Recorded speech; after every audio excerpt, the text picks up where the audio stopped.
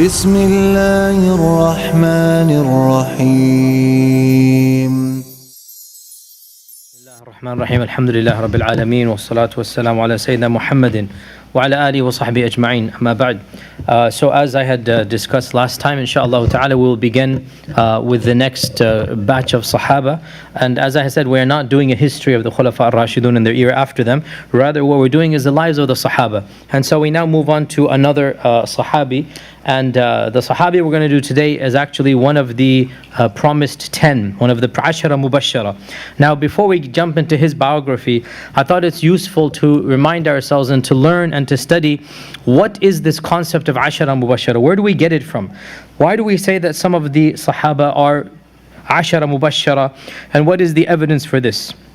Now, realize that the fact of the matter is that the Quran and Sunnah is full of tabshir. Tabshir is good news, right? In fact, the Prophet ﷺ was sent as a mubashiran wa nadhira. So, mubashir is the one who brings good news. And the Prophet ﷺ gave glad tidings, gave good news to many categories of people. And the good news here is the news of Jannah. There's only one news that is so good that qualifies the Prophet ﷺ to be mubashir. The biggest, best news is that of Jannah. And so the Quran has وَبَشِّرِ الصَّابِرِينَ, right? وَبَشِّرْ this, وَبَشِّرْ that. And the hadith as well has categories of bashara, of good news. So for example, who can give me any hadith that has bashir so and so? Any hadith. Give glad tidings to. No, categories of people. Categories. I gave him quite a few of them in the khatiras in Ramadan, especially we gave. One of the main ones I always emphasize is بَشِّرِ الْمَشَّائِنَ فِي الظُّلَمِ بِالنُّورِ التَّامِ يَوْمَ الْقِيَامَةِ. Give glad tidings to those who walk to the masjid in dark, i.e. who pray Fajr and Isha. So there's Bashir, give glad tidings.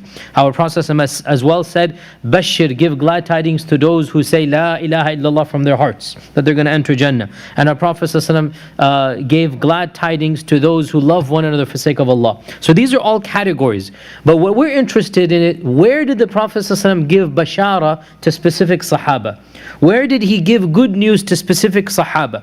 So there are many Sahaba who have been promised paradise even while they are alive. And there are 10 who have a special status. Now let me repeat that. There are many Sahaba who have been promised paradise while they were alive. How many? More than 10. More than 10. And of course, it depends on which hadith is sahih or not, but definitely at least around 15 or so we know for sure have been promised paradise while they are alive. But then there are 10 that are considered to be ashara mubashara. Why, when more than 10 have been promised paradise, are only 10 called ashara mubashara? Do you understand the question? Right? Why is it that these 10 have a special category? Well, they are considered to have a special category very simplistically because they are all mentioned in hadith by name, 10 beginning to end. Okay? So in a number of traditions, these 10 are marked out and the others are not mentioned. So because of this, they are considered to be the Ashara Mubashara. And I'll quote you only 2 of them. The first of them is Sunan at-Tirmidhi or Jami' at-Tirmidhi, hadith number 3747. So from Sunan at-Tirmidhi or from Jami' at-Tirmidhi, that Abdurrahman ibn Auf said that the Prophet ﷺ said, so this is the hadith, okay, listen to me now. This is straight from the chapter of the blessings of the Sahaba in Sunan at-Tirmidhi. So Abdurrahman ibn Auf reported that the Prophet ﷺ said, Abu Bakr fil Jannah, وعمر في الجنة وعثمان في الجنة وعلي في الجنة وطلحة في الجنة والزبير في الجنة وعبد الرحمن بن عوف في الجنة وسعد في الجنة وسعيد في الجنة وأبو عبيدة عامر بن الجراح في الجنة. Exactly 10. Do I need to translate that or it's pretty clear? Okay? Each one of these 10 في الجنة في الجنة في الجنة في الجنة. End of hadith. So this is a hadith. And so in this hadith, quite literally, exactly 10 Sahaba are mentioned. Exactly 10 Sahaba are mentioned. And we have another hadith reported by Sa'id ibn Zayd that the Prophet ﷺ said, "Asharatun fil Jannah." This is the hadith. Another hadith reported by another Sahabi, right? Asharatun fil Jannah. 10 are the people in Jannah. But this hadith has a slight difference. He said Abu Bakr, Umar, Uthman, Ali, Zubayr, Talha, Abdurrahman, Abu Ubaidah, Sa'ad ibn Abi Waqqas, and then he counted all of these, and then he was silent on the 10th one. So they said, we ask you by Allah, who is the 10th one? Tell us who the 10th one is. So then the narrator is Sa'id ibn Zayd. He said, the next one is Abu al-A'war. And Abu al-A'war is the father of the one who has basically not one eye is missing, let's say. Okay? And he meant by this is himself. Sa'id ibn Zayd is the 10th of the 10. Sa'id ibn Zayd is the 10th of the 10. And he didn't want to give the name of the 10th. So he stopped at 9. Then they said, we ask you by Allah, you said 10, where is the 10th? Then after a while he said, the 10th one is Abu al-A'war, meaning he's trying to deprecate himself, he's trying to put himself down. Like, I don't deserve to be in this, but the Prophet ﷺ said that, Abu al-A'war, or, and that's his own kunya, Sa'id ibn Zayd, is in Jannah. So these are two hadith in Sunan at-Tirmidhi, another beautiful hadith in Musnad Imam Ahmad as well, volume 3, page 165, where we have a similar hadith, but it has a longer story to it. It has a longer story to it. That hadith number 1630. Hadith number 1630 is that Al-Mughira ibn Shu'bah was sitting in the big masjid of Basra. Mughira ibn Shu'bah was in Basra. In Kufa. It's not Basra, Kufa. Mughira was in Kufa. And he had the people around him in the Grand Masjid. So Mughira was appointed the governor of Kufa. And he was basically sitting in the majlis.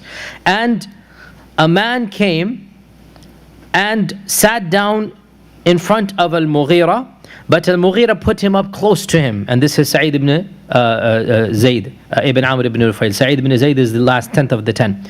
And while they were sitting there, a person began to curse Ali ibn Abi Talib. So this is during the reign of the fitna between Muawiyah, and after that during the time of Muawiyah as well. As we know, some of the Bedouins and some of the people began to hate on Ali ibn Abi Talib. So in front of Al-Mughira, somebody begins to say bad things about Ali ibn Abi Talib.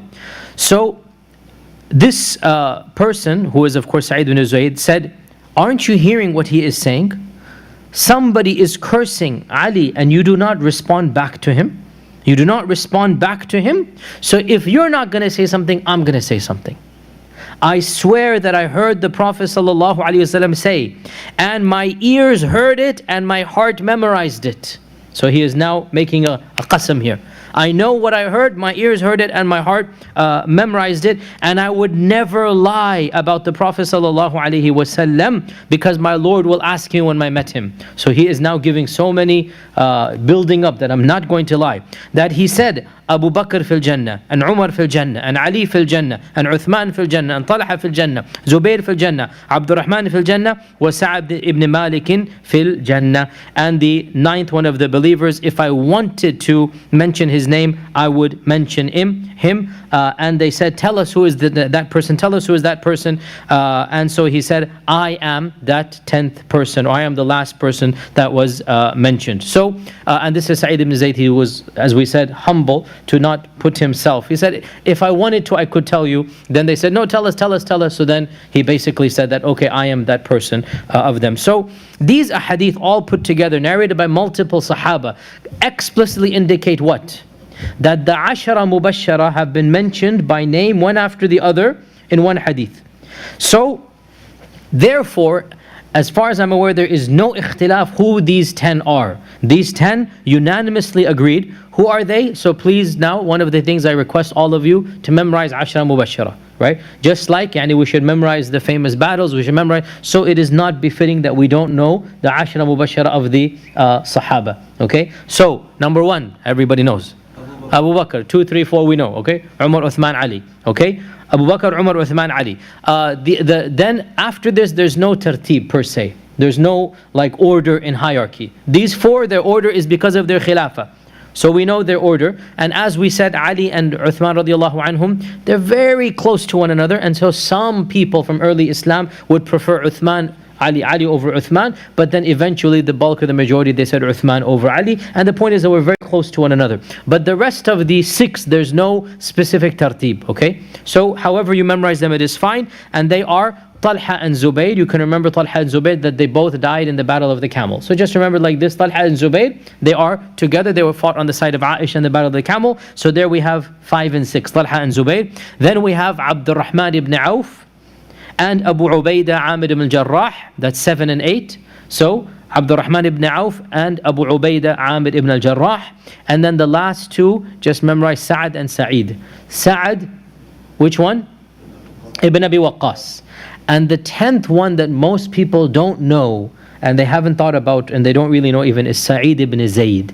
And of course that's why we're here. Inshallah we'll have a class on Sa'id ibn Zayd. And who is he? Sa'id ibn Zayd ibn Amr ibn Nufayl. He is the 10th one, Sa'id ibn Zayd. Okay, and he's the one who narrated this hadith, that I am that 10th one, and I'm, he didn't want to put it out like this. Okay, so once again, Abu Bakr, Umar, Uthman, Ali, Talha and Zubayr, right? Abdurrahman ibn Auf, right?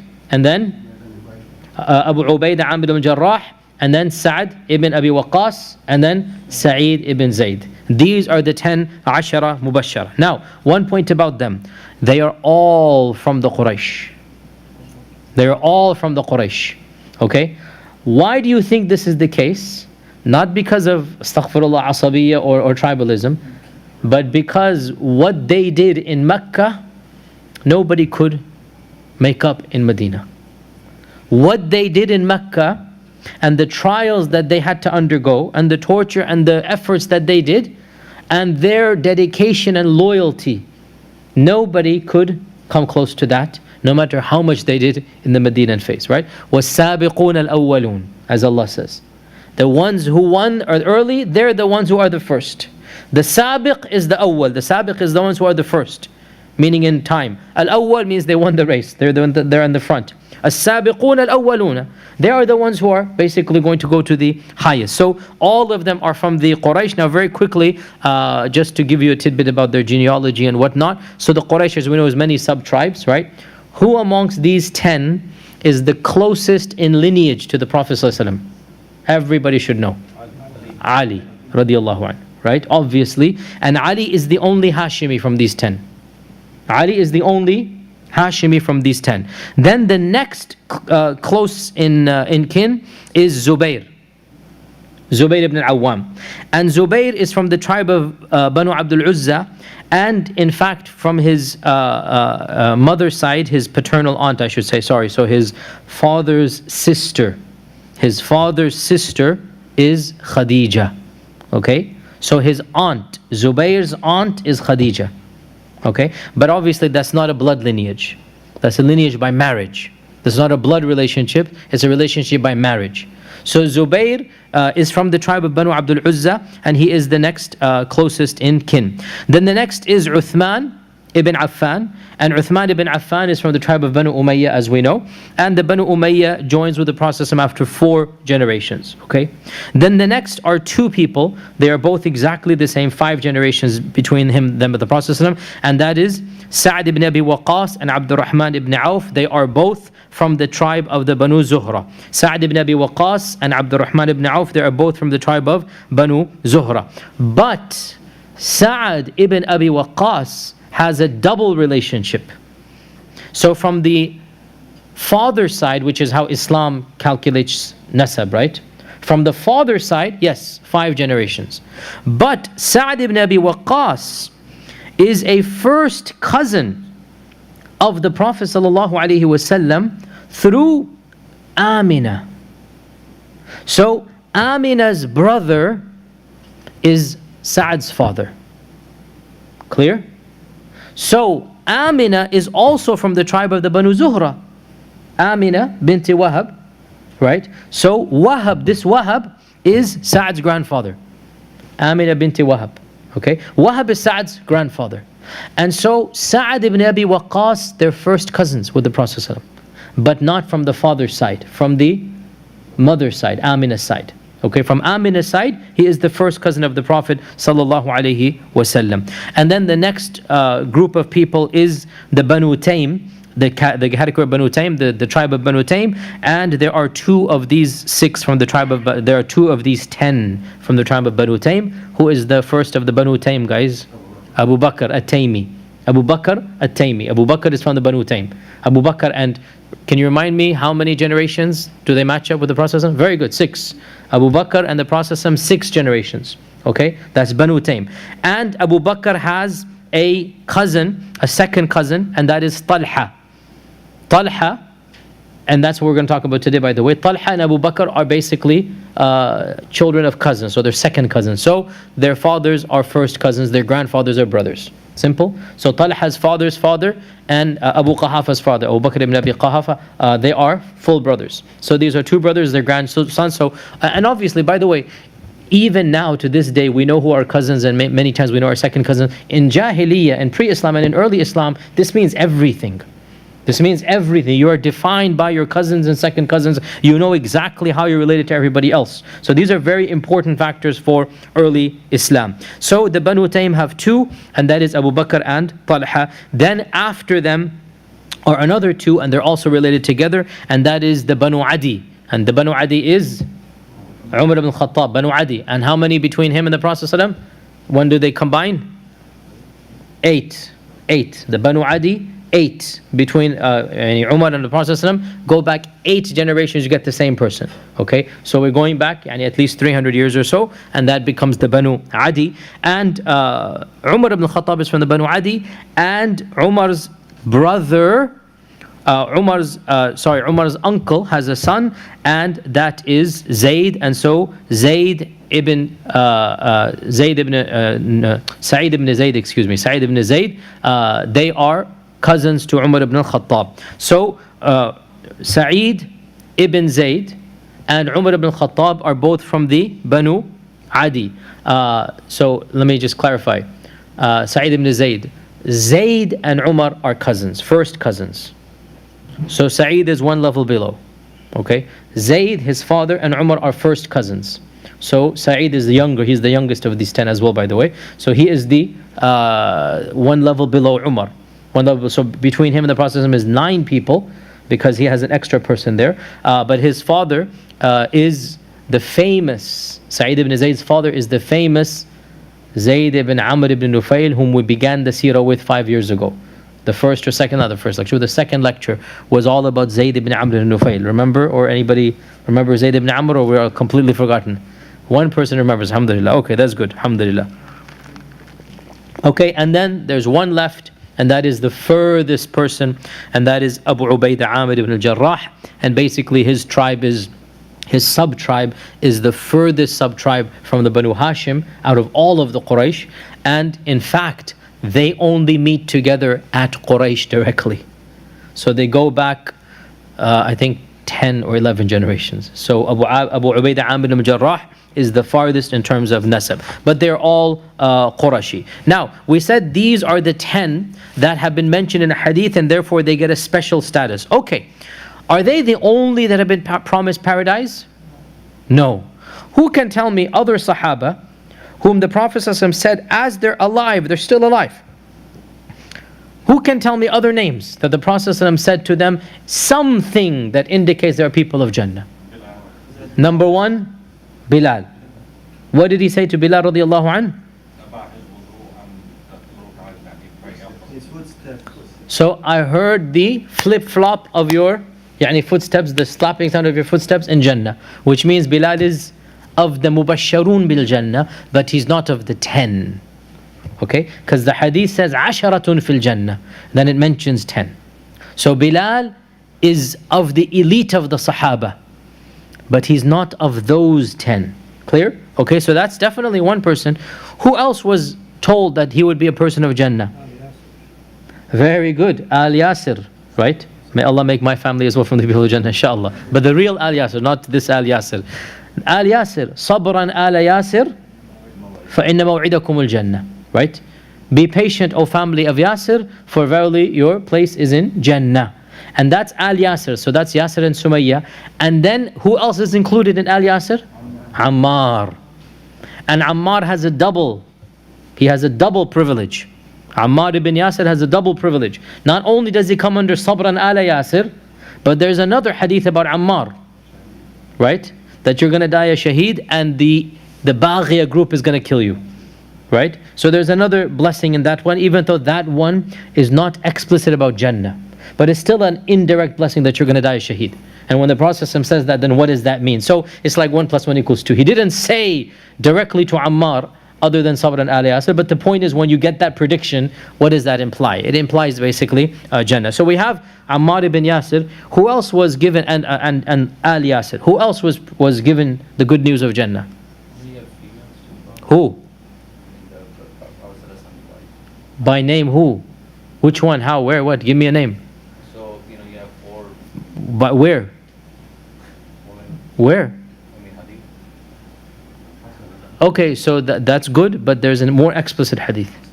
There's an even more explicit hadith. Hadith in Sahih Bukhari.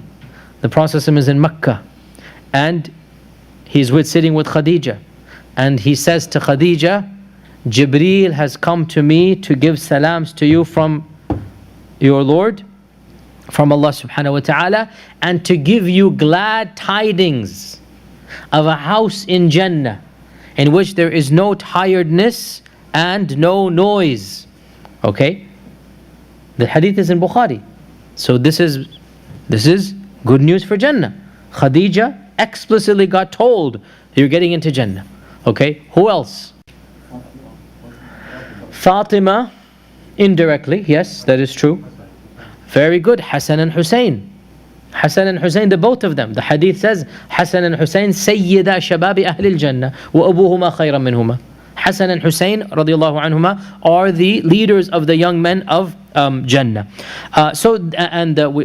We can also add Ukasha ibn Mihsan, the famous hadith narrator of the Sahaba, the famous hadith of 70,000 entering Jannah without hisab. The Prophet said 70,000 of my ummah will enter Jannah without hisab. Ukasha said, Ya Rasulullah, make dua that Allah makes me amongst them.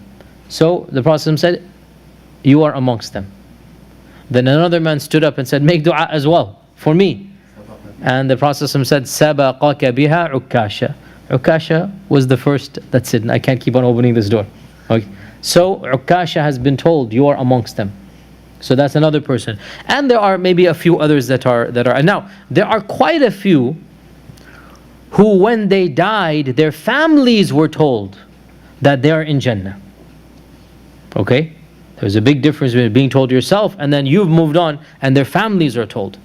Some examples of this one. Just to Hamza, very good. Sa'ad, very good. Sa'ad ibn Malik, very good. Who else? Mus'ab ibn Umayr, very good. Who else? Ja'far, the cousin of the Prophet ﷺ, right?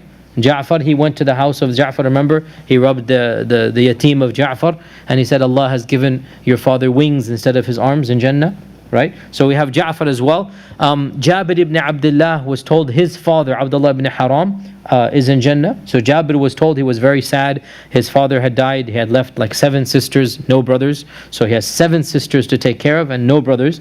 And he was very, very distraught. And the Prophet consoled him and said, Allah Azza wa Jal spoke to your father without any veil between them. And he said to them, so the hadith is also there. So the point being, many people, beyond the 10, many people have been told, and we know at least 5 or 6 that have been told, and then many people have been told after they die. The rest of the Sahaba are told, especially Shaheed, by the way. A number of Shaheeds in Badr, Uhud, whatnot, we come across. Even the Yahudi that died the day of Uhud, right? He didn't even pray 1 salah. And the Prophet told us he's in Jannah, right? So he accepted Islam and he fought, and then he dakhala Jannah. He didn't even pray salah salatan qat. He didn't pray any salah and he got into Jannah. So those that are told Jannah after they have gone to other family members or to the Muslim community is more than ashara. There's more than the 10. But those that are, as we said, the 10 are indeed the highest of the high, and that's why we call them ashara mubashara, because of these hadith. Simple as that. Asharatun fil Jannah. So these are the ashara mubashara. But please understand, there are more than 10. Okay, tayyib. Where they said that whoever conquers Istanbul, right, the whole army and the one who conquers it, right, they'll be It doesn't say they will be in Jannah. That's it. It does not say that they will all be in Jannah. Not at all. Rather, it gives them good news. The best army is this or that. It doesn't say they will be in Jannah. So they are a good army.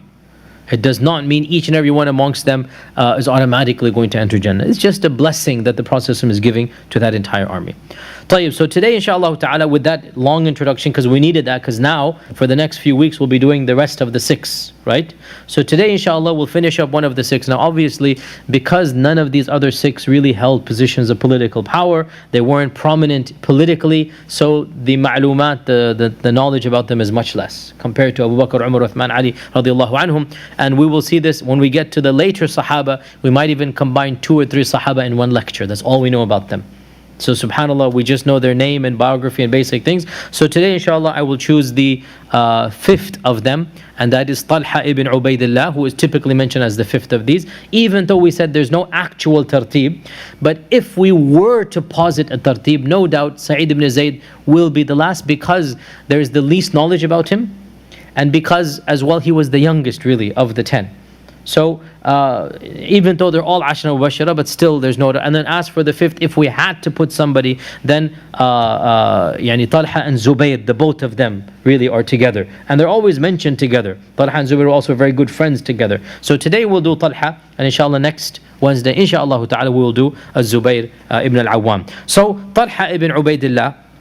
Talha ibn Ubaydullah, his full name very quickly is Abu Muhammad Talha ibn Ubaydullah ibn Uthman ibn Amr ibn Ka'b ibn Sa'ad ibn Taym ibn Murra ibn Ka'b. Murra ibn Ka'b is where it meets with the Prophet sallallahu alaihi wasallam. And one of the very interesting things about Talha was that he was one of the very few people whose mother also converted to Islam and also performed the hijrah with him. So Talha got the blessing of having his mother convert to Islam, and she performed the hijrah and she passed away, and we don't know anything else about her other than that one little tidbit. Now Talha has many blessings, many fada'il. Firstly, he is of the 10 who are promised paradise. Secondly, he is of the first 10 to convert to Islam. In fact, he is the 8th to convert to Islam. The 8th person to convert to Islam is Talha ibn Ubaydullah. And thirdly, he is one of the famous 5 who converted at the hands of Abu Bakr as-Siddiq. Okay? So, Abu Bakr as-Siddiq gave da'wah as soon as he became Muslim, and 5 people converted at the hands of Abu Bakr as-Siddiq, and they are essentially all of them Mubashirun bil Jannah. So, Zubayr converted at the hands of Abu Bakr. Talha, right? Uthman ibn Affan, and Sa'd ibn Abi Waqqas, and Abdurrahman ibn Auf, and all of these are Mubashshara bil Jannah. So subhanallah, Abu Bakr is quite literally, yani Allah Azza wa Jalla blessed him to bring 5 of the best Sahaba of the Prophet ﷺ to Islam. Subhanallah, what an amazing blessing, right? So Talha is one of those that Abu Bakr gave da'wah to. And of course, of the blessings of Talha as well, is that he was one of the 6. What 6? What 6? One of the 6 at the death of selection committee. Khilafah selection committee. Right? Umar ibn Khattab selection committee. He's one of the 6. So these are all very elite categories, and he's in every single one of them. And there are a number of blessings mentioned in the hadith. Of them, we just mentioned 2 of them. The Ashra Mubashara hadith, obviously he's in it. Of the ahadith that are mentioned about Talha, is that the Prophet ﷺ said that Talha is of those who mimman qada nahbahu. Now this is a Quranic phrase. Surah Al-Ahzab.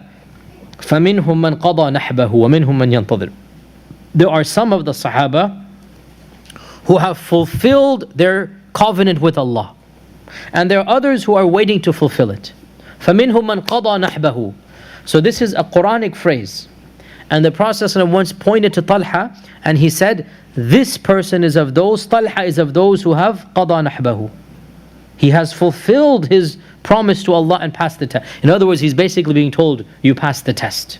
He's being told. So that's one of the ways of Bushra as well. It is also mentioned in the hadith in Mustadrak of Al-Hakim that one day during, some say it is during the time of Ahzab, some say it is during other times, where there was a severe drought and people were hungry and there was no food, that Talha was so generous that he slaughtered a camel when they most needed it, because camels are very precious and you don't slaughter them for meat unless it's a very big occasion. So during this occasion he slaughtered a camel, and he in fact dug a well to find water for the Prophet ﷺ, and then he invited him to a feast because they were very hungry at the time. So the Prophet ﷺ said to him, Talha al-Fayyad, Talha, the one who is overflowing with generosity. So that is one of his nicknames, Al-Fayyad, with a dad, Al-Fayyad. Fayda, yani fada yafudu, is to overflow. So Al-Fayyad, the one who is overflowing with generosity. And we will see throughout his life that Talha was very, very generous. It is rare to find such a Sahabi. And of the blessings of Talha mentioned in the hadith, it is authentically narrated that the Prophet ﷺ predicted that Talha would die a shaheed. It is narrated in Sahih Muslim that one day outside of Mecca, the Prophet ﷺ was walking outside of Mecca, and they were walking on Ghar Hira, Mount of Hira, and the Prophet ﷺ said to Hira, this hadith by the way has been narrated in the Uhud as well, Uthbut Uhud, and it's mentioned Uthbut Hira. So there are both two separate instances. And in this hadith, we don't have, in the Uhud one by the way, who was it? Abu Bakr, Umar, the Prophet of Abu Bakr and Umar, right? In this hadith, which is in Mecca, there was in fact Abu Bakr, Umar, Uthman, Ali, Zubair, Sa'ad and Talha. Okay? Abu Bakr, Umar, Uthman, Ali and Zubair, Sa'ad and Talha. So he had 7 of the Ashara. And the Prophet said to Hira, but it does not mention that Hira was shaking in this version. The Prophet said to Hira, be firm, O Hira, because you have on you a Nabi, a Siddiq, a Shaheed and nothing else. You only have Nabi, Siddiq or Shaheed in this combination. And so obviously Talha is of the Shuhada. And as well it is narrated in Sahih Bukhari that when Umar radiallahu anh was stabbed and he was about to die, he chose the 6 and then he said that these are the 6 tuwaffiya an-Nabiy sallallahu alayhi wa sallam wa hum anhu radin, that the Prophet passed away and he was happy with these 6. So Umar is saying that these 6 people, the Prophet was happy with them. Okay, so that is another blessing, that a Sahabi is testifying that the Prophet is pleased with Talha when he passed away. According to most reports, Talha was born around 28 years before the Hijrah, which means he embraced Islam at the very young age of 15. So Talha embraced Islam as a 15-year-old young teenager. And one of the earliest historiographers of Islam, Ibn Manda, who wrote a book about the Sahaba, he says that Talha was brownish in complexion with a lot of hair like going down, very handsome, shorter height, not very tall, shorter than usual, with broad shoulders. And this is what we'll again also a brownish complexion, which is the standard complexion of the Arabs at the time. Now Ibn Sa'ad mentions that something happened to him before his conversion, and that is that he was in the markets of Basra, not Basra, Basra. We said many times, not Basra of Iraq, Basra of Syria, right? Basra of Sham. And he was in the marketplace because he and his father were both businessmen, and he would go and buy and sell, and they were from a very wealthy family. Talha was from a wealthy family, and he remained wealthy for his entire life, as we will come to. So he was in the marketplace of Basra, and he found a monk there asking, is anybody from Mecca? Is anybody from Mecca? So Talha said, I am from Mecca. So the monk said, has Ahmed appeared yet? So Talha said, who is Ahmed? So the monk said, a prophet is going to come, his time has come, and he will appear from your land. So Talha went back, and that is when he heard that the Prophet had begun preaching, and he met Abu Bakr, and then the conversion happened. Okay, so this is also mentioned, and as we know, these types of things have been mentioned many times in the seerah about such stories. And Talha Ibn Ubaydullah, the Prophet ﷺ made him a brother to Zubayr ibn al-Awwam even in Mecca. If you remember, we mentioned this very early on, that the mu'akha, it took place twice, once in Mecca and once in Medina. So even in Mecca there was a mu'akha amongst the early Muslims, like people are made brothers. And then in Medina it was done again, people are made brothers again. So in Mecca the Prophet ﷺ made Zubayr and Talha brothers. And when the hijrah took place to Habasha, to Abyssinia, Talha had no need to go because he was a very respected member of the Quraysh. And there was no problems with him being a Muslim, with his Banu Taym. And who else was from Banu Taym? Abu Bakr. And Abu Bakr also, did he go to Habasha? No. The Banu Taym, they were not as crude or as harsh as some of the other tribes. And they did not persecute their converts. So look at how qabali it is, right? Look at how tribal it is, that depending on your tribe, then. And Abu Bakr, when was he harmed the most? When he physically attempted to defend the Prophet ﷺ, then he got involved. Otherwise, as a Taymi, he was not harmed.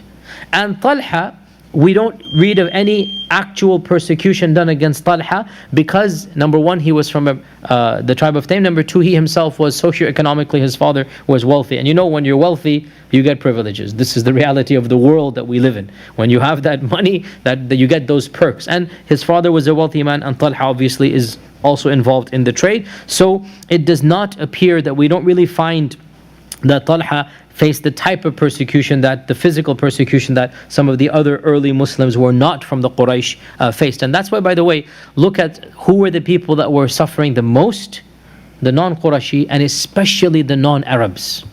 Especially the non-Arabs, okay? Such as Bilal, such as Sumayya. She wasn't an Arab, and she was the first Shahida. She wasn't an Arab.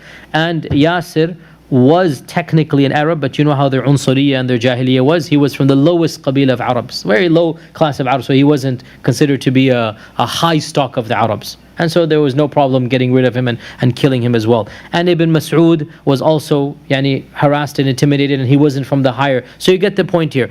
As for Talha, nothing, because he is from the Banu Taym. And he had that element of izzah, that he wasn't physically harmed as much as we know, as far as we know. And in fact, it is even narrated that, so he did not migrate to Habasha. And when the Prophet ﷺ migrated to Medina, he was in fact at that time on an expedition in Syria.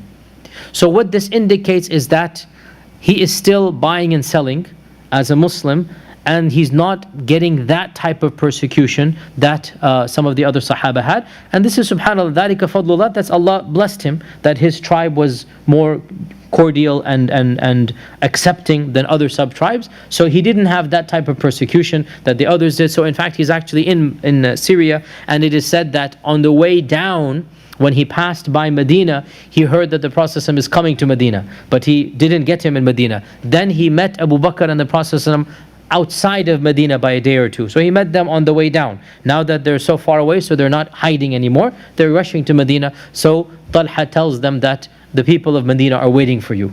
The people in Medina are waiting for you. And according to Ibn Ishaq, Talha actually gifted the Prophet and Abu Bakr new garments that he just got from Syria. So gifted them good looking garments so that they can enter Medina. So Talha is the one who gifted them the garments that they wore when they entered Medina. And so he went back to Mecca after that trip, and he sold whatever he needed to sell, and he then brought his family and also the family of Abu Bakr. So Aisha and Abdurrahman, they came with Talha, because remember, Talha is basically their uncle from the same tribe, not the first uncle, but you get the point. Essentially, he's an uncle of the family, right? So he's the one who brings Aisha, and he's the one who brings Abdurrahman, and he's the one who also brings his mother and others in the hijrah to Medina. And when they arrive in Medina, the Prophet ﷺ made him a brother to one of the most elite of the Ansar, Abu Ayyub al-Ansari. Abu Ayyub al-Ansari and Talha then become the Mu'akha. Remember the Mu'akha. And the Prophet ﷺ allowed him to choose his plot of land around the masjid. So Talha had a relatively close house because the Prophet ﷺ allowed him to basically choose his location of the house. Now, Talha did not participate in the Battle of Badr physically, yet he is considered a Badri. There are very few people, such as Uthman. Talha has another example where, for whatever reason, and we'll explain right now, they didn't actually fight, but they're considered Badri. And they got a share of the ghanima. And they got the reward of the battle, even though they were not on the battlefield. How so? So as we remember, the story of Badr was that the Prophet and the Sahaba initially wanted to catch the caravan of Abu Sufyan. Correct? Wanted to catch the caravan. And the Prophet ﷺ was not intending to meet the Quraysh. He didn't want the 1,000 people to, he didn't even know. Remember, they found out the last day, correct? Remember? They literally found out a few days before. Now what do we do? Do we attack? Do we not? So before they found out, and they're still trying to hunt down the caravan, the Prophet ﷺ sent 2 trustworthy people to go find the whereabouts of the caravan and then come back and report, then we can go and attack. And the person that was sent was Talha Ibn Ubaydullah, along with another Sahabi. So Talha was sent on a scouting expedition. And in fact, Talha did track the caravan down. And he rushed back to try to basically tell them, oh, they're taking a different road, because remember, that was the whole point, right? So Talha figured out they're taking a different road. He's trying to get back in time, but obviously by the time he gets back, Badr's over. Okay? Badr's over, and obviously you understand there's no communication, there's no cell phone, there's nothing. So what can be done? So Talha radiallahu anh misses the actual battle, but on the same time, he's clearly a part of the army. In fact, he played a very instrumental role. He was sent on a very dangerous expedition. And therefore, when he returned, the Prophet ﷺ considered him a Badri and gave him his share of the ghanima as if he had participated fully. Because he's a part of the army in the end of the day. He left his home and he wanted to go and fight and he wanted to but he wasn't able to do that. And so the Prophet ﷺ gave him his share of the ghanima. And when he gave him the share, Talha said, and how about my ajr, Ya Rasulullah? Do I get my ajr? And the Prophet said, yes, your ajr as well. You get it all. You get the ghanima and you get your ajr as well. Now, Talha radiallahu anhu, what he really, what clearly raised him above the ranks of every other person, really is the Battle of Uhud. Talha is associated with the Battle of Uhud. That is where Talha radiallahu anhu rose up and did what no other Sahabi did. And that's Qadar Allah, they weren't there the way that Talha was. And Talha demonstrated his iman on the battlefield of Uhud. And essentially what happened at Uhud was that Talha radiallahu anhu was the senior most Sahabi who never ever left the side of the Prophet ﷺ throughout the entire day. Even Abu Bakr was not able to find the Prophet ﷺ. He never left the Prophet ﷺ. But in the heat of the battle, then the Prophet ﷺ went and Abu Bakr could not find him for some period. And Abu Bakr had to redouble back and go find him. So the person, there was with the Prophet ﷺ a small group of people. And the senior most Sahabi that was with him constantly throughout the day was none other than Talha Ibn Ubaydullah. And that's where the ranks of Talha rose up, that the sheer quantity of wounds and stabs and basically lacerations that he achieved essentially almost brought him to the verge of death and paralyzed his hand for the rest of his life. And he had actually a few digits, we don't know how many, at least as much research as I couldn't find out how many, but either a finger or more were cut off. So he was missing a finger. And on top of that, well, I'm jumping the gun, let's get to, so we're getting the effects of Uhud. So what happened at Uhud? So Uhud, Talha was with the Prophet ﷺ continuously from the very beginning of when Khalid ibn Walid attacked back all the way to the end. Talha was there. And in At-Tirmidhi we learned that when the Prophet ﷺ was forced to basically turn his back and face and find protection in the mountains, he is climbing up the mountains. And in the Sunan At-Tirmidhi, we have the hadith here, I can quote it directly, but it is there in Tirmidhi, that they came across a place where in order to get to that cave, there was no opening and the rock to climb was too high to climb. And Talha then went down on his hands and knees. And the Prophet ﷺ stood up on him to get to that level. Because you imagine you're climbing a mountain, right? So Talha literally stood down like this, and the Prophet ﷺ got on his back to get to that higher level, and they continued onwards. And the Prophet ﷺ said at this point, أوجب Talha. Talha is now wajib. What Talha is doing, أوجب Talha, it is now wajib.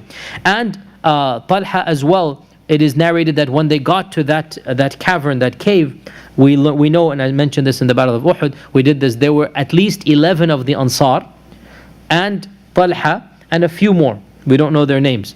And these 11 Ansar and Talha, when a contingent from Khalid ibn al-Walid's forces came, the Prophet said, who is going to take care of them?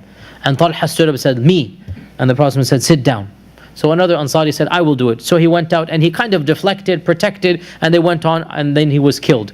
Then another group comes, because remember, they're in that little cave, and they're trying to basically make sure nobody sees them in that cave. Right? You went over the battle of Uhud. And another one goes out. Once again, Talha says, I'll be the one. The Prophet says, no, sit down. Another one. And we learn 11 of that small entourage, one after the other. They defend and they meet their fate. And until finally, Talha is the one that is left. And the Prophet said, okay, go Talha now. And so Talha fights the fighting of all 11. That's what the narrator says. He fought the fighting of all 11, and it was in that fighting that essentially his entire body was wounded. That he had a stab that came to his hand, a sword that came to his hand, and it cut off either one digit or more. He had multiple lacerations until finally when, let me quote you the hadith in Bukhari, before I get there, that when Talha was fighting in this particular incident right now, and a sword came down and cut off that finger, as we said, and Talha said, hiss. We said this in the lecture that I gave so many years ago. He said, hiss. And hiss is the Arabic equivalent of ouch. It's like ouch. I mean, hiss is like that. And the Prophet said, if you had just said Bismillah right now, the angels would have lifted you up even as the Quraysh are watching. Like you've reached such a high maqam right now, if you had just said Bismillah, rather than a word that's not good but not bad, it's just a generic word, right? Then angels would have lifted you up even as the Quraysh are looking. And Talha was also of those who they gave a special bay'ah amongst themselves on that day, that we will fight until death. Now the Arabs had this custom, and the Muslims, early Islam, in the time of the Prophet, they took the custom, and in fact it is known even to this day amongst army people and whatnot, that they basically give an oath to themselves that, you know what, we're not going to go back defeated, we'll either win or we'll die. This is the oath of death. And on the day of Uhud, an elite group of Sahaba gave that oath of death. Talha was amongst them. That khalas, this is it. Either we die or we're going to be victorious. There is no third opportunity or ground for us. So Talha was of those who did that oath. And in Bukhari it is mentioned that Qais ibn Hazm says, I saw the hand of Talha become paralyzed on the day of Uhud, protecting the Prophet sallallahu alaihi wasallam. So Qais ibn Abi Hazm says, on the day of Uhud his hand became paralyzed, and he could not raise his hand. When he gave the bay'ah to Uthman and to Ali as well, he literally had to take his left hand and lift up the right hand and put it on. Okay, so his hand could not even be lifted anymore because of the wounds of that day. And Aisha reports that whenever the battle of Uhud was mentioned, Abu Bakr would say, that is a day that belongs to Talha, all of it. That is a day Talha is our hero. So Abu Bakr is saying that Talha is the hero of the battle of Uhud. And Abu Bakr narrates that I was the first person to come back to the Prophet, meaning I was the first to find him. Talha didn't have to find him because he was with him. I was the first to double back and find the Prophet ﷺ, and as soon as I came to the Prophet ﷺ, what did the Prophet ﷺ say? Go take care of Talha. Subhanallah. Go take care. Even though the Prophet ﷺ himself was injured and bleeding. He himself was there. But Talha was one hair's width away from death. Talha there was a fear he would be gone. That's how serious. So as soon as Abu Bakr came, the Prophet said, go take care of Talha. Right? And of course, Abu Bakr is not going to take care of Talha until he takes care of the Prophet. Correct. So he took care of the Prophet, did what he could. Then they went to the body of Talha that was lying there. And Abu Bakr said that he had akthar min sab'een, more than 70 wounds on his body, front and back. 70 injuries on one day. And his finger had been cut off. So again, we get this notion that a sword had come and there was basically the finger had been cut off.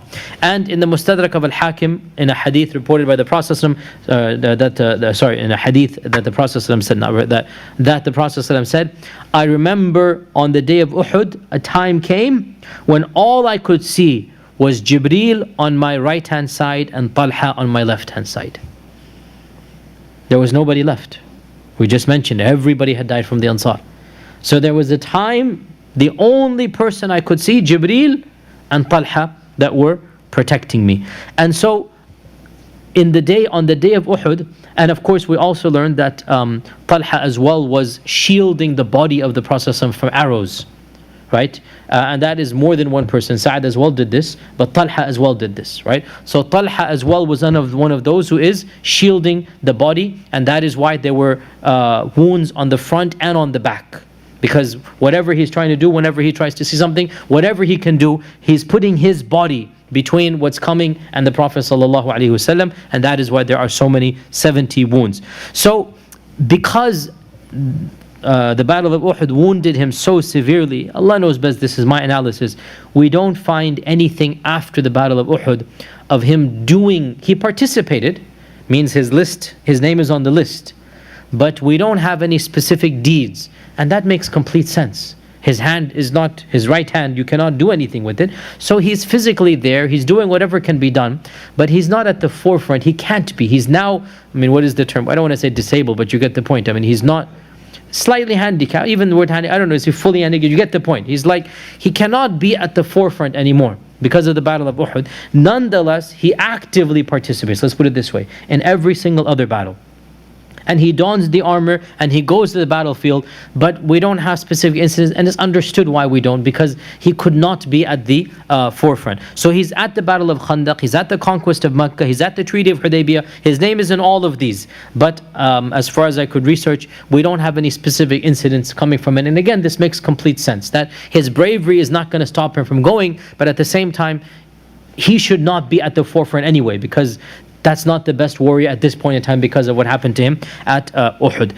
And so we learned that Talha did not miss any battle of the Prophet ﷺ. Even Badr, he is considered to be a part of Badr, despite the fact that he didn't actually participate.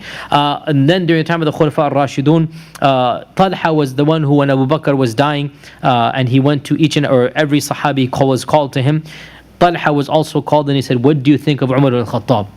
Talha was the only one who was brave enough and clear enough and frank enough to say, have you considered, O Abu Bakr, what will you say when Allah asks you about the strictness of Umar?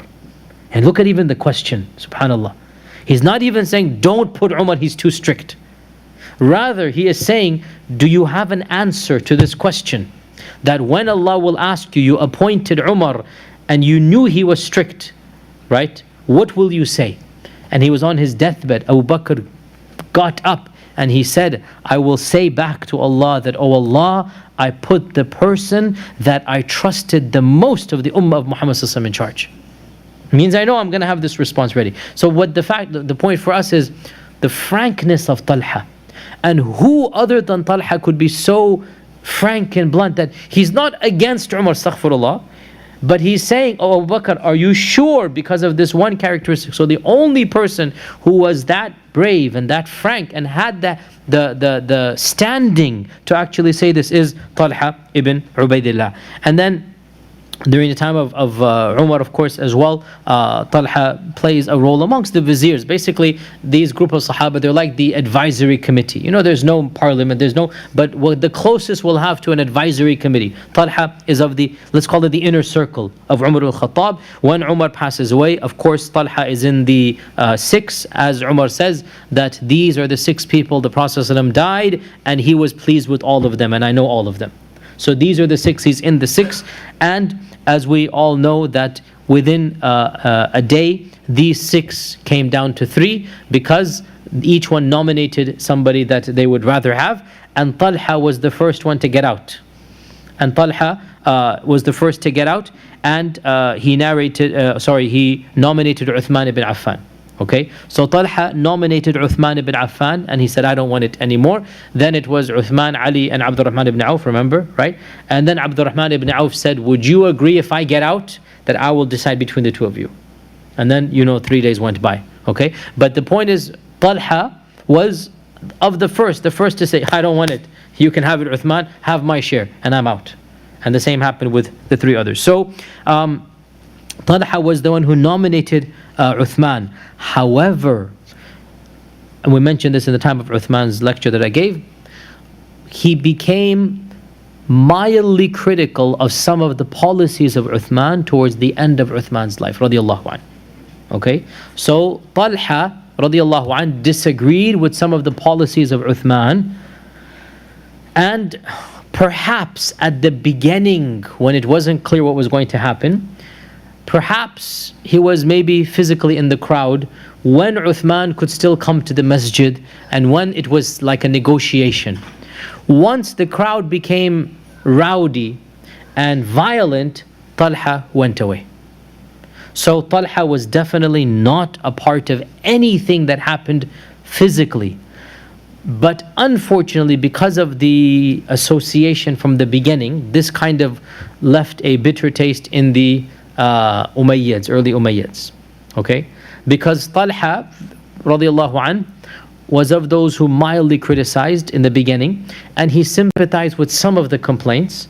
But then, as we said, remember in the beginning, the complainers gathered in the masjid. He spoke to them. Uthman spoke to them directly. Perhaps Talha was in that first gathering, let's say.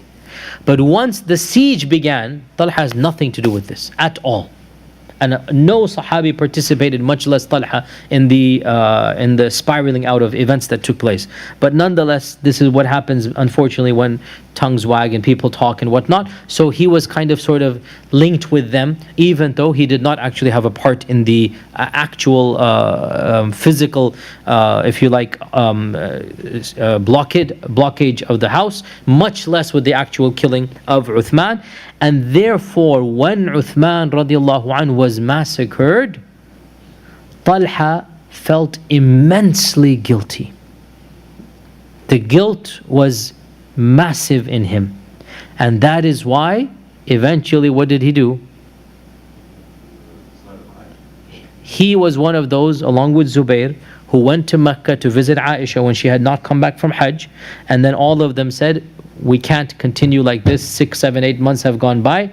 We need to march to Basra. We need to find our support in the people of Basra, and we need to, as a group, as a large, basically group of people. I don't want to call it an army because we said the intention was never to fight Ali. That we will demand, our voice will be heard, that Uthman's radiallahu anhu's killers is going to be brought to justice.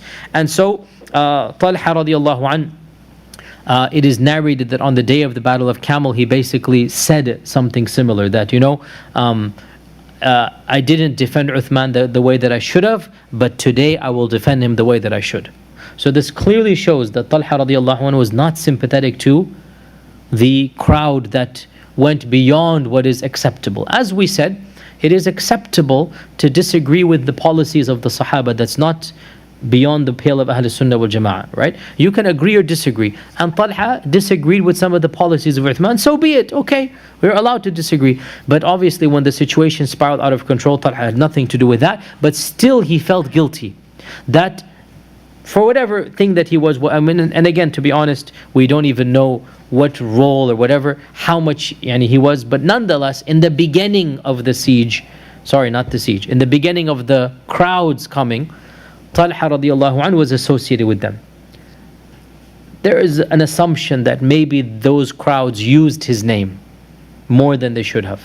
You know what it happens, like my support and whatnot. Allah knows best. So we know that Talha and Zubair, of course, were on the side of Aisha in the Battle of the Camel. And a few weeks ago, or 2 weeks ago, I mentioned what happened. And that is that Ali radiallahu anh sent a message, and specifically to Talha and Zubair, that look, this is not appropriate, we shouldn't be fighting and whatnot. And so Talha and Zubair, they both agreed that there should not be war. And when the people began to draw their swords, Talha radiallahu an was on his horse, and he was running back and forth in his own army, in his own group, saying, "Put your swords back, we're not going to be fighting, put your swords back." And as he was doing that, an arrow comes, and there was a place in the armor that was weak, and there was an opening, and the arrow was aimed for that. And these are people, I don't know, subhanAllah, it's just really amazing to think about this, but that's how they were back then. That was their sharpshooting of the era. And so the arrow comes and pierces him, and he dies essentially on the spot, on the day of the Battle of the Camel. And he was 62, or some say 64 years old. So 62 or 64 years old. And it is mentioned that Ali radiallahu anh, when the battle was over, he held up the body of Talha, and he began to wipe the dust from the face of Talha, and he said, "Ilallahi ashtaki, I complain to Allah of our situation, of my situation. Ya laytani mittu qabla hadha wa kuntu nasiyan mansiya," which is in the Quran. How I wish I never lived to see this day. How I wish I never saw what I'm seeing, that I have to see the body of Talha being killed in this manner. And it is mentioned that Talha's son entered in upon Ali radiallahu anh after the battle was over, and Ali welcomed him, embraced him, hugged him, and said, "I make dua to Allah, I pray that your father and I are amongst those whom Allah has said in the Quran, وَنَزَعْنَا مَا فِي صُدُورِهِم مِّن غِلٍّ إِخْوَانًا عَلَى سُرُرٍ مُتَقَابِلِينَ." That we are of those whom Allah says in the Quran, we have removed the animosity from their hearts, and they are in Jannah facing one another on couches. And again, this is what we expect of the Sahaba. There are some modern narrators and commentators and wa'adh and khutaba who sugarcoat to the point of ridiculousness that there was no animosity. There clearly was. Wars took place, people died. Especially between Ali and Muawiyah and Aisha, even there was, radiallahu anhum ajma'in. But this is what we expect. There are others who make the animosity bigger than it was. This is what we expect. So what if there was some not getting along? Wallahi, as I've said so many times, no matter how righteous and pious you are, I am, and none of us is that righteous like the Sahaba at all, but still, no matter how good a person is, you don't get along with everybody, do you? There are personal issues that take place, There are people that you just don't like, and other people like that person. You don't like that person. That's how life is, right? So the Sahaba are actually no different, but they didn't make these differences personal. And they understood that, look, we disagreed, there are some issues in our hearts, but look at what Ali radiallahu anh is saying, that I am optimistic that your father and me are what Allah says in the Quran, that we are both in Jannah, and we're going to be facing one another, and we have nothing of enmity in our hearts. وَنَزَعْنَا مَا فِي صُدُورٍ مِّن غِلٍّ إِخْوَانًا عَلَى سُرُرٍ مُتَقَابِلِينَ. So Talha radiallahu anh, he passed away on the day of the Battle of the Camel, and therefore he was buried essentially in what is now the city of Basra, outside, but now it is inside the city of Basra, and his grave has remained a well-known place to this day. And in fact, the Iraqi government built a masjid basically on the grave, and then when this ISIS group took over, what do you think they did to that masjid? They blew it up. So that masjid was blown up, but the grave is well known. The grave is well known. Where Talha's grave is, it is known to this day. Now, Talha radiallahu anhu, some final points about him. Talha radiallahu anhu did not narrate that many ahadith. In fact, probably less than 20 are narrated from Talha. Very little. And this is to be expected from multiple ways. Firstly, he himself felt very hesitant to narrate from the Prophet ﷺ. Secondly, not every Sahabi was associated with hadith narration and knowledge. Some Sahaba are into this, some Sahaba are into that. And we have to expect this, as we have said many times, that not every person is exactly the same. So, what Khalid ibn al-Walid is known for is not hadith narration. What Abu Hurairah is known for is not battlefield tactics. But the Ummah needs Khalid and Abu Hurairah. And each one has a role to play. So Talha radiallahu anh, even though he lived until the time of Ali radiallahu anh, he was not associated with hadith narration, and he was it seems he was a relatively quiet person as well. And he was not of those to basically have hadith circles. Talha as well, in terms of his family, as is typical. He had, mashallah, tabarakallah, many children. As is typical, again, for the time, he married many women. And again, and it's very common in those days, as we know, so many of the Sahaba, they would marry, divorce. It was very common back then. So Talha married at least 9 women in his life, at least 9 women, if not more. And what's very interesting, as one of the early scholars said, is that 4 of these women were sisters to our mothers. They were sister-in-laws of the Prophet ﷺ. Right? So Talha, being such a senior Sahabi from a senior tribe of the Quraysh, and also, as we'll come to, wealthy as well. So 4 of his wives were sister-in-laws of the Prophet sallallahu alaihi wasallam, and I don't know of any other Sahabi that had this privilege. So of them is Kulthum binti Abi Bakr, who is of course sister is Aisha. So Aisha's younger sister Kulthum, he married. Of them is Hamana bint Jahsh, who is the sister of Zainab bint Jahsh. Of them is Fari'a binti Abi Sufyan, who is the sister of Habiba Ramla binti Abi Sufyan. And of them is Ruqayya, the sister of Salama. Okay, so Aisha, Zainab, Habiba, Salama, all of their sisters were wives of Talha Ibn Ubaydullah. Okay, and from these multiple women, not just these 4, but all of his wives, he had at least 11 sons and 4 daughters. So a total at least of 15, if not more, at least 15 children. And subhanAllah, something very, very beautiful.